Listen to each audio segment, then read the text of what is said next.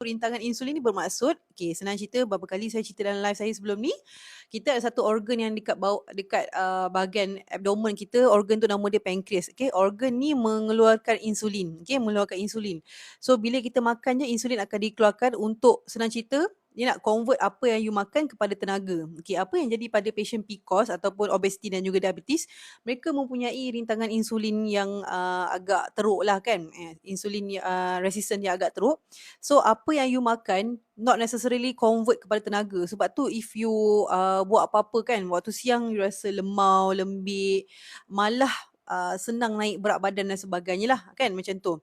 So so rintangan insulin ni menyebabkan tenaga you tidak dapat dimaksimumkan, tidak dioptimumkan. So kalau you dapat lawan masalah rintangan insulin kan, and then you akan perasan you akan rasa lebih bertenaga waktu siang, dah tak mengantuk sangat, senang nak bangun sebab tidur you berkualiti dan sebagainya lah.